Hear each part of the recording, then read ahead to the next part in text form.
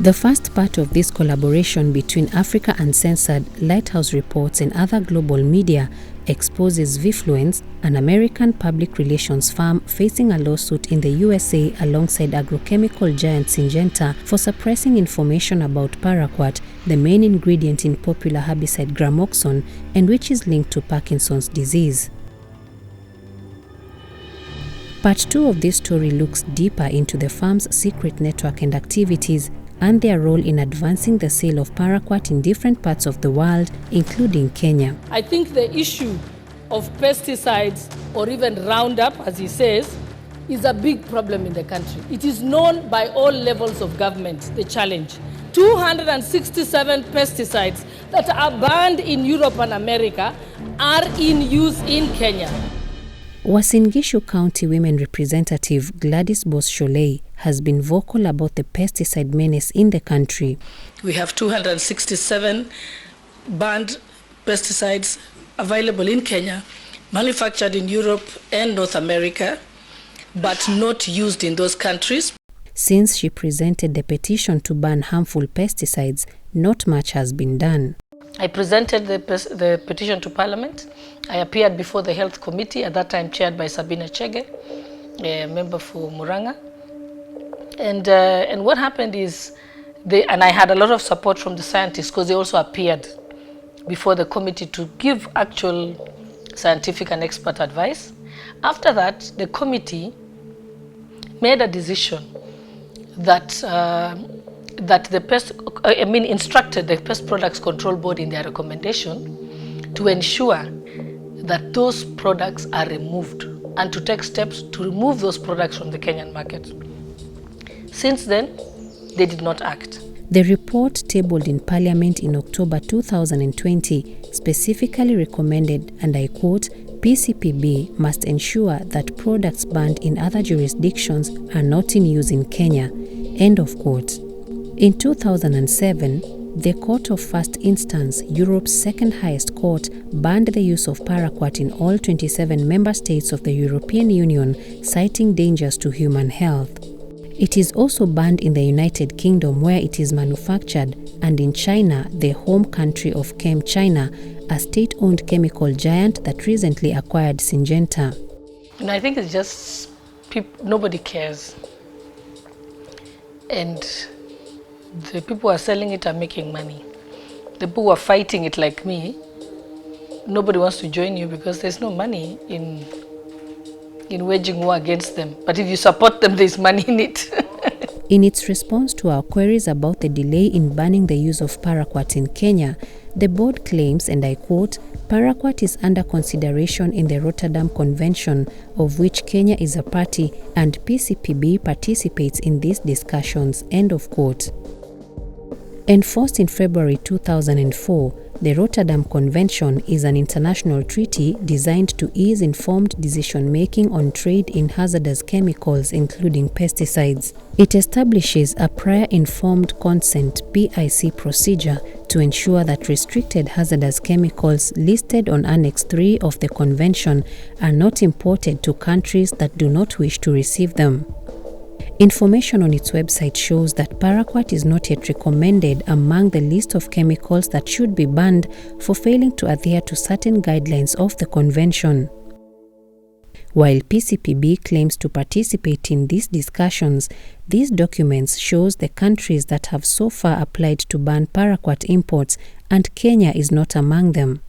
In fact, Mozambique is the only African country, according to this document, that has succeeded in its proposal to ban the chemical. For example, the law in Europe and America says they can manufacture those products. Those products are banned. They cannot sell them within their own country, but they are allowed to export them to a country that is negligent and foolish enough to accept them. And Kenya is one of those countries. PCPB also insists Kenya can only domesticate the ban on harmful pesticide ingredients after the decision is made by the Rotterdam Convention and other multilateral environmental agreements. Notable among the agreements highly considered by PCPB in its decision-making is the USA's Environment Protection Agency EPA, a country which is yet to ratify the Rotterdam Convention. In addition, It is not clear whether Kenya has applied to the convention to request the ban of paraquat imports to Kenya. Africa is a target for them for a whole host of reasons. One is the regulatory environment isn't as robust. A lot of the African nations actually look to the U.S. EPA as to what they're doing.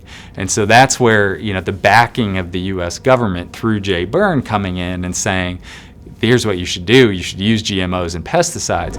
What then does this say about how external influences affect the implementation of the ban on harmful pesticides in Kenya? Partnering with both commercial and political influencers. A little bit here of what that looks like in terms of media coverage and content out there. Between 2012 when this started and today, we've seen 1,000% increase in what we would say volume of, and this is just global crop protection and biotech news trends. The blue line on the bottom is pesticide-related issues, the green line is crop protection, and the red line is where they're conflating them together. v-Fluence runs a members-only website called Bonus Eventers. Besides using BE-credited misinformation campaigns to encourage the use of highly toxic pesticides, its membership is the most crucial component of the firm's activities. Who are they, and how have their actions impacted the fight against harmful and hazardous pesticides in Kenya? A look into this website reveals that the firm works closely with dozens of employees of giant agrochemical companies like Bayer, Syngenta, Monsanto, and BASF. Others are two government officials, including a director from the Ministry of Agriculture and a former director of the National Biosafety Authority. The rest are researchers from the country's universities and the Consortium of International Agricultural Research and CropLife International, an international trade association of agrochemical companies. I did personally go to the offices of the Pest Control Products Board, and I met them, including the chairperson, who was then new. I think she's a Dr. Kamau, Elizabeth, and I had a lot of hope in her because she apparently studied pyrethrum-based pesticides in her specialization. And I went and sat with them, and I begged them. And I said, all you have to do, you have the power. Remove those products from the market. The first thing you must do is save lives and mitigate any further damage. That is how a normal person reacts. While Sholei's frustrations seem to rest on PCPB, its close relationship with CropLife Kenya, also known as AAK Grow, the national representative of CropLife International, could be something to worry about. So what is wrong with the Pest Products Control, the Pest Products Control Board? There is something wrong with them. I believe, and I can say this without fear of contradiction, and if they think I am wrong, I'm willing for them to take me on in court and sue me for defamation. They are definitely compromised. In 2022, PCPB and Agrochemicals Association of Kenya jointly sought the services of a Nairobi-based law firm to conduct a regulatory impact assessment of the proposed pest control regulations of 2021. The aim of this assessment was, and I quote, to determine whether the gains to be obtained from the regulations outweighed the costs imposed to the industry by the regulations as provided by Section 6 and 7 of the Statutory Instruments Act, end of quote. This report and the presence of a PCPB official in one of CropLife's subcommittees raises questions on the credibility and commitment of PCPB in the fight against harmful pesticides in Kenya. First of all, it is not the job of the board to work with CropLife. They should not be at all. That's a serious conflict of interest. They are in bed with the agrochemical companies because it's big money. I have taken this war personally, spoken to them, and I remember telling them, until the day somebody in your family has cancer, then maybe you will take this more seriously. I pray for them that doesn't happen. But PCPB denies allegations of conflict of interest, stating its relationship with AAK Grow is a public-private partnership backed by the Pest Control Product Act. This plan of hiring PR firms, commissioning reports, it happens all the time. We've seen it the world over. When somebody wants to sell more potatoes. They do a research and say potato is very good for you. So, I mean, those tricks are known. And companies do that. And that's why, if I have to believe a research, it has to be by people who have no interest. It's a marketing tool. It is not a factual tool at all. Meanwhile, there exists another list on the Bonus Inventors website where organizations and individuals campaigning against the sale of pesticides and genetically modified crops are profiled. In some cases, the profiles include personal information, physical addresses, and a report of monitored activities. Many toxic pesticides, for example, for the Roundup Ready crops that are GMO, there's intense use of agrochemicals or some of these pesticides, herbicides, and fungicides. Notable among them is Ann Maina of Biodiversity and Biosafety Kenya, one of the organizations that prepared the petition to ban harmful pesticides. Some of the data collected on Ms. Maina includes information about her work with organizations fighting GMOs and pesticides in Africa. Although she is oblivious of her profiling, Maina says she has faced opposition to her work. A lot of the issue has been the backlash from the Agrochemical Association of Kenya, talking of these are just the question, starting question, why are you pushing for it, and trying to give arguments that this is a tropical environment, we have to use the agrochemicals, and trying to discredit some of the research that has been done. Route to Food Initiative, which released the alarming report on pesticide use in Kenya, is also among those profiled in the exclusive website. Like I mentioned earlier, our work is founded on empirical research, empirical results, and whatever we say, whatever we do is supported by empirical evidence. Actually, we can stand by it, and this is evident on our report. Just after the launch of the report, we saw a press release that branded us as a propagandist in terms of the information that we released in that report. We wish to clarify that the work we did was founded on empirical data, and that makes our study quite sound, and we stand by it. The website has also profiled several Kenyans campaigning against the government's recent push to lift the ban on GMOs, including a sitting senator. This is against Article 25, Section 7 of the Data Protection Act of 2019, which requires data processors to ensure that personal data is not transferred outside Kenya unless there is proof of adequate data protection safeguards or consent from the data subject. The same law also prohibits the use of personal data for commercial purposes unless there is express consent from the data subject and he or she has been informed of such use during collection of data. At the end of the day, it's about industry, it's about profit.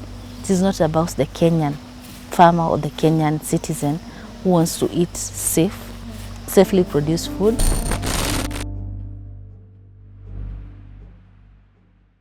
In a response to Lighthouse Reports, a collaborator in this documentary, Syngenta says it does not support the claim of a causal link between exposure to paraquat and development of Parkinson's disease. It also states that paraquat is safe when used as directed, a position also held by the Pest Control and Produce Board, PCPB. This is despite the growing scientific evidence mounted against the chemical. So they still claim and will always claim this product does not cause Parkinson's disease. We also contacted Flamingo Horticulture about John Marango's plight, but the company denies any liability, insisting they have never used paraquat as a weed control measure. A senior manager at Tambuzi Farm, where John Kiunjuri worked, declined our request for a response on the matter, directing us to the Kenya Flower Council and the Department of Occupational Health Services. Kenya Flower Council insists there are no herbicides approved for use by its members. It also states that members are required to adhere to strict occupational health and safety guidelines to protect their workers. AAK Grow or CropLife Kenya, the local representative of CropLife International, has also not responded to our questions on this matter and its activities with PCPB and Bonus Inventors. However, In its email to our collaborator Lighthouse Reports, CropLife International admitted to contracting information services, including v-Fluence's newsletters, to stay informed about industry developments. It also promises to look into the issues raised in this story. When my mission change, at first, mi ilinifunza ku trust in God a lot, because I remember hiyo wakati alikuwa anaugua. Si mimi hakuna kitu ningemsaidia. I used just to pray. But for families whose loved ones live with the effects of exposure to paraquat-based herbicides, life is not the same. Many cannot afford the cost of medication for their ailments, and they can no longer work to sustain themselves. Hasa shughuli isipokuwa ni ya kuongea, ya kwenda kulima na majembe, hiyo siwezi. Hata siku hizi, hata kufyeka huko siwezi, inakuwa ni shida. Kinachofanya nisiende, niseme ni uchumi, ni pesa. Sababu nikienda huko, watahitaji pesa na sina. My only frustration is people are not coming on board and people don't want to speak up. We are very thin on the ground with the foot soldiers that are doing this. If we could get just bigger voices, like people in the Ministry of Agriculture, people on KEFI's board, people on in CALRO, and so on, if they can just speak up, that would help. It's not at the top of the priority until one day they are sick with cancer. Maybe then they will realize.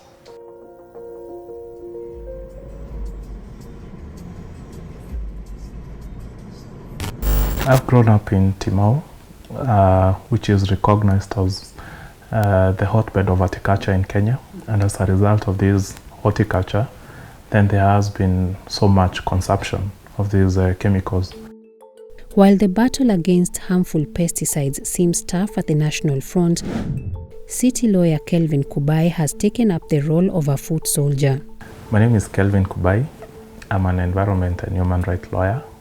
On or about 18th of October 2022, we did institute a petition at the Environment and Land Court of Kenya at Milimani, seeking inter alia the declaration that the right of Kenyans, especially farmers, who are the consumers of most of these products manufactured by a number of agrochemical companies in Kenya, have been in violation of the environmental right of Kenya and also against the consumer protection provisions as provided by Article 46 of our Constitution.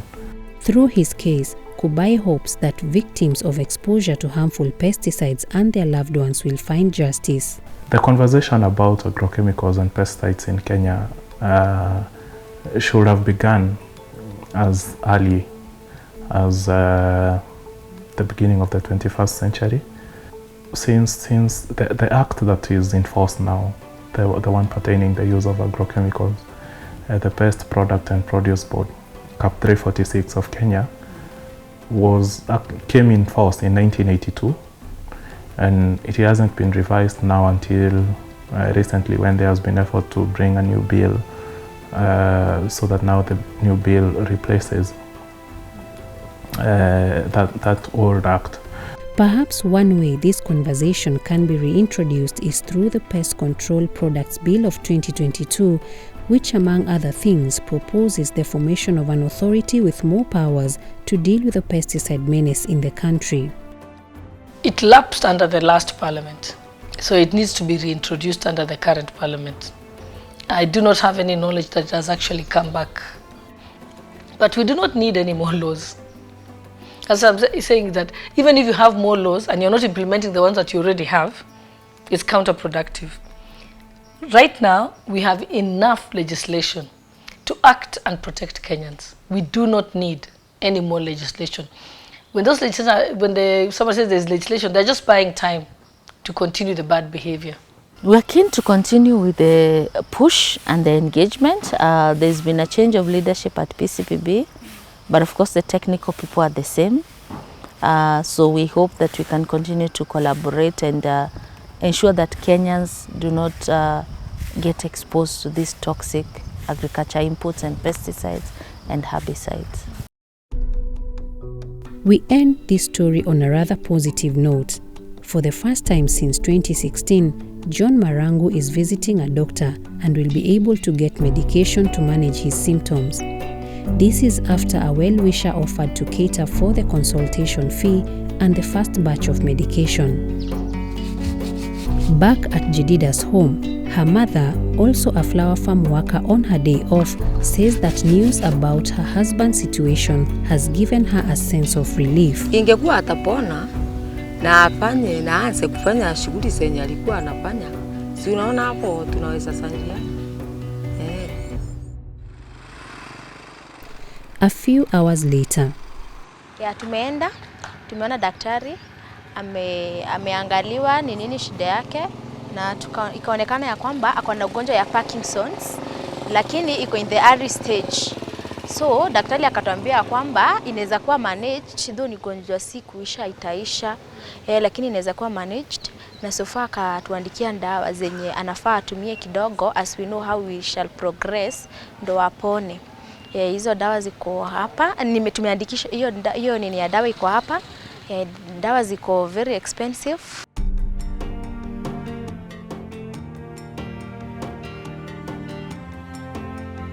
One week later, Mzee John Kiunjuri also gets his diagnosis. He is put on medication for 14 days pending further observation. Although he is relieved, Kiunjuri ponders about what the future holds for him. Yani yenyewe tumekaa kwa hospitali, lakini matibabu imekuwa mzuri. Kwa sababu sikupatwa na hiyo kutetemeka kwa mkono nikiwa mzee. Ilianza kitambo. Na si ati kwetu kuna ukoo ya mtu alikuwa anatetemeka mkono. Bwana.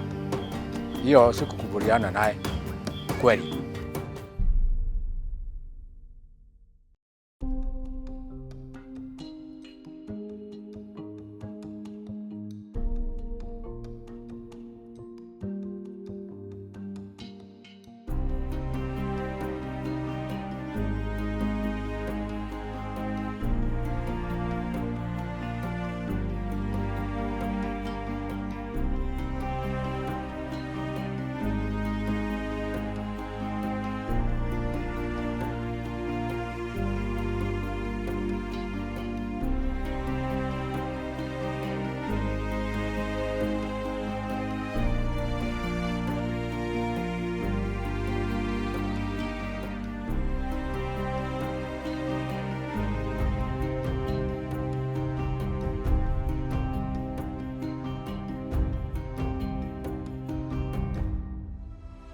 Hi, my name is Cynthia Gishiri. I'm a reporter and producer at Africa Uncensored.